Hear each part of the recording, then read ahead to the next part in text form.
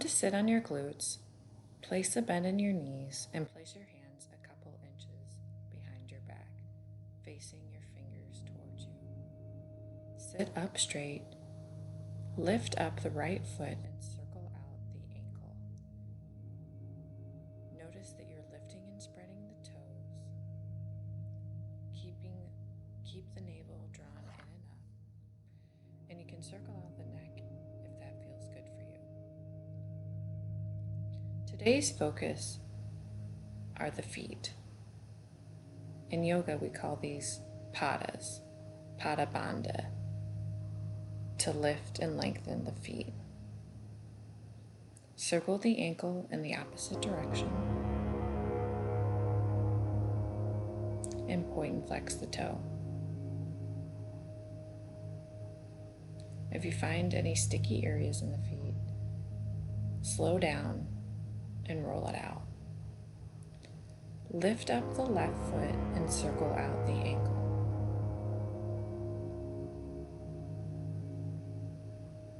What is bandha, you ask? Bandha in yoga, the definition is to lock. We practice bandha throughout our yoga practice to lift and lengthen the muscles. Circle out the ankle in the opposite direction.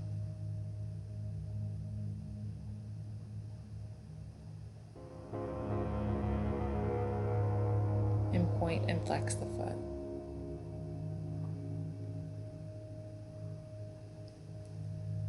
If you haven't set an intention already for this workout, I invite you to set one now.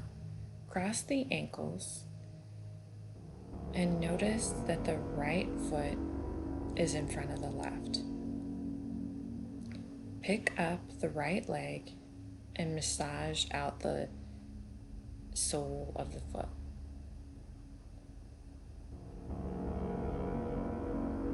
If you have any lotion, feel free to grab some.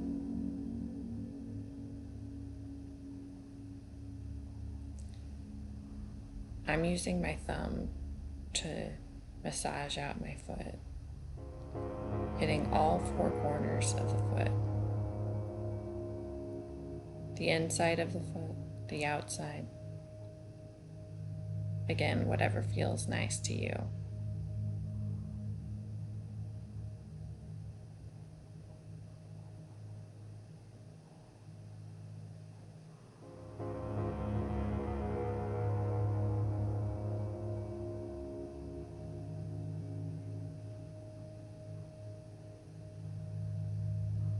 If you haven't moved on to the top of the foot, join me there now.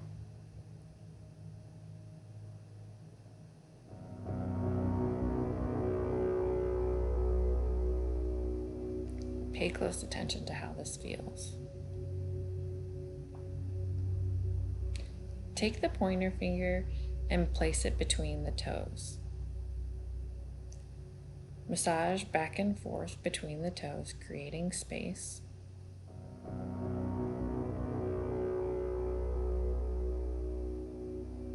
Point and flex the toe back and forth using the assistance of your hand.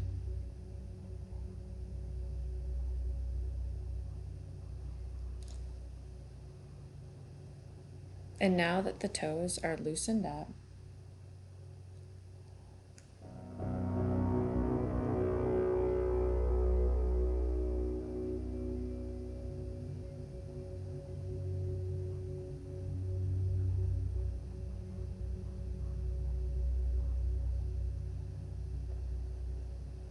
lift and spread the fingers and place the fingers in between the toes.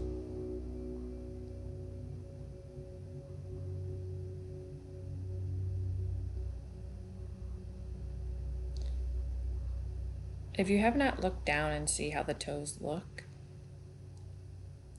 it's similar to the term yoga toes.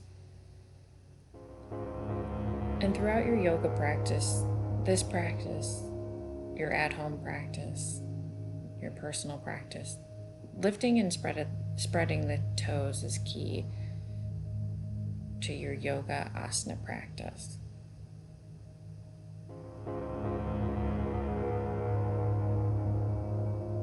Roll out the ankle for a sec. Stretch your back.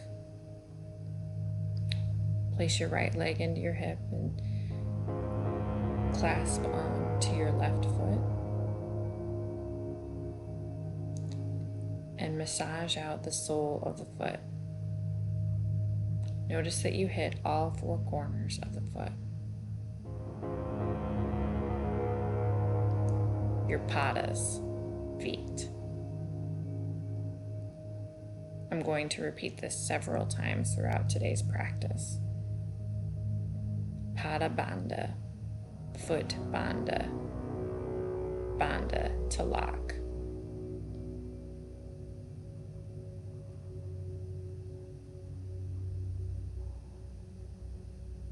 If you're interested in how bandha is spelled, I'll leave it in the description box below.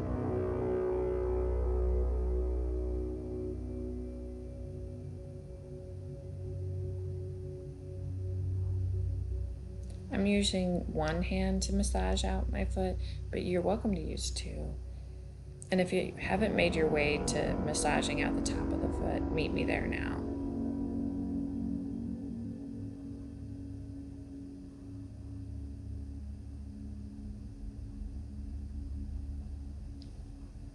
Take the finger and place it between each toe. Move the toes back and forth with the assistance of your hand.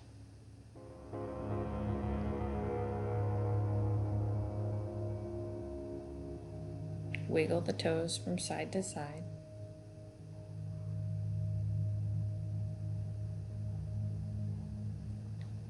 And place a finger between the toe and clasp all the toes with your fingers. If you can't get all your fingers in between your toes, don't worry. My left foot is a lot more open than my right foot, probably because I'm left-handed.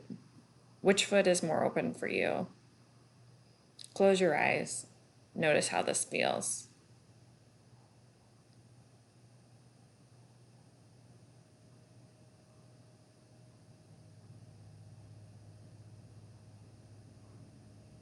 Set your foot down. Wiggle out your toes. Stretch them back for a second. Slightly press them forward. And come to your hands and knees. Place the tops of the feet down on the right hand foot and then curl it under. Repeat at your own breath's pace.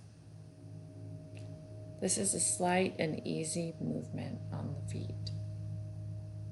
Keep the navel drawn in and up,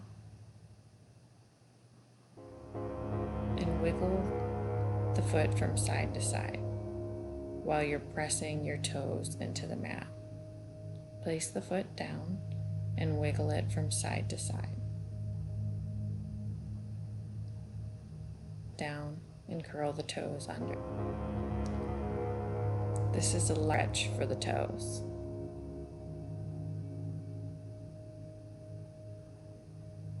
Wiggle the ankle from side to side as your foot is placed down onto the mat, and wiggle the ankle from side to side as your toes are curled under.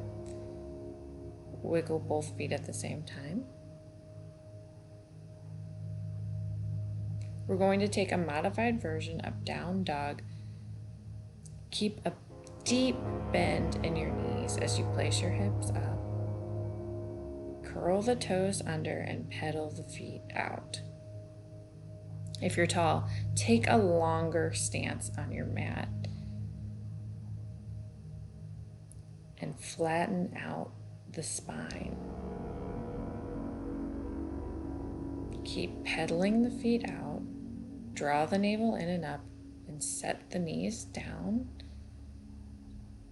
and press back into a full downward dog. Pedal the feet out left to right and slow this down. Notice how this feels in your toes and the tops of the feet. Find stillness. Really press into your hands. Come to the plank position. Lower the left foot down, the top of the foot for a breath, and then lower the top of the right foot down for a breath. Stretch out the toes, rolling forward and back in the plank posture. Last seconds. Press the knees together and set back into a brief child's pose, but not to stay. And digest what we just did in the plank posture. Release any tension in the face.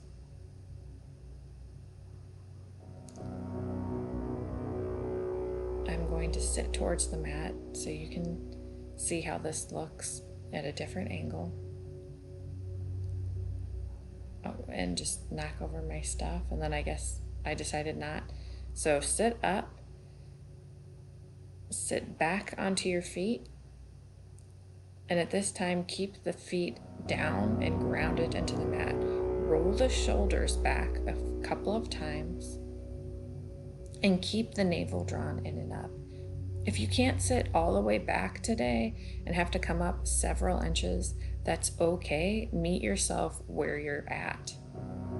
The first time I did this posture, I was very uncomfortable and could not hold it for long. Roll the shoulders forward. So even if you can only sit down for a moment, that's okay.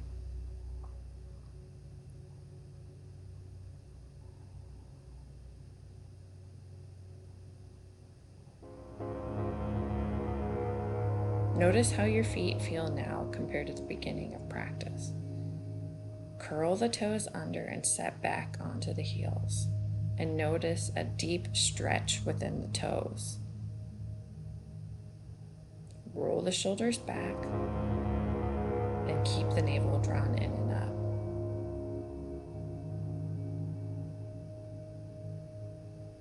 If you set an intention for this practice, I invite you to revisit it.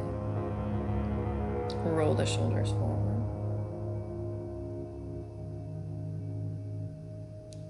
Take a wide child's pose and stretch out the arms, lengthen the arms, the fingers, draw the navel in and up, and relax the feet for a couple of breaths.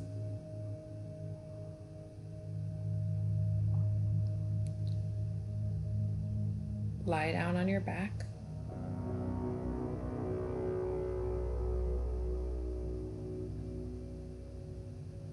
And take a couple of breaths in Shavasana.